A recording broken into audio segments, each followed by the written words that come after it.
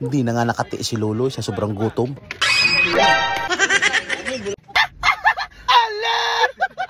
Hi vlog! Welcome to my guys! This is Alab in the house for today's video. Magandang gabi nga pala sa inyo mga kaalab. Sa mga hindi nakakakilala sa akin, ako nga pala si Darwin, aka Alab. Piling sikat. Ngayon alam nyo na kung sino ako.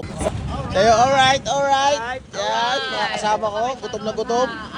17 oras namin na biyahe.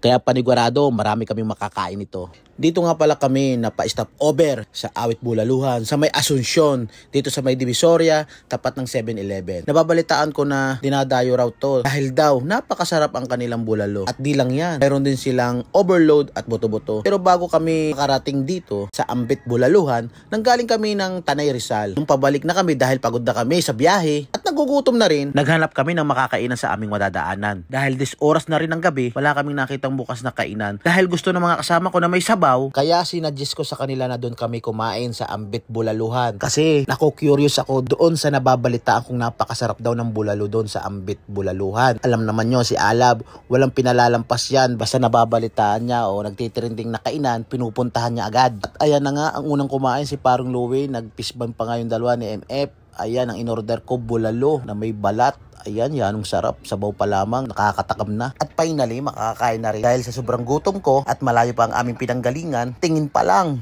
para makakaubos na ako ng 5 kanin. At nung natikman ko na ngayon sabaw, panigurado makakaubos nga ako ng 5 kanin. Sabaw pa lamang, ulam na. Takam na rin yung mga kasama ko habang ako'y kumakain kasi yung order nila wala pa. Bale yung order nga pala namin iba-iba. Mayroong nag-order ng buto-buto, mayroon din nag-order ng bulalo. Yanong sarap talaga dito sa Ambit Bulaluhan. Sabaw pa lamang, ulam na oh. Nakatatlong sabaw nga pala ako dyan at naka 5 kanin din. Yung mga kasama ko dun sa likod na si Kuya Bong at saka si Luloy, takam na habang tinitingnan nila akong kumakain. Wala pa kasi yung kanilang order. Hindi na nga nakatiis si Lolo sa sobrang gutom.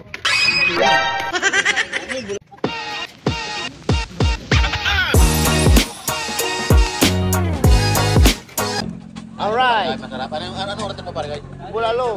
Bulalo siya pare guys. Bulalo din. Luwi. Ano sabi ni Luwi? Masarap. Masarap Luwi? Masarap. Yan ni Boss Ambit. Saan masarap? Dito.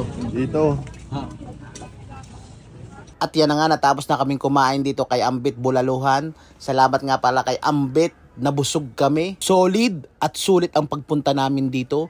Hindi nakakapanghinayang at hindi sayang dahil malayo pa ang aming pinanggalingan.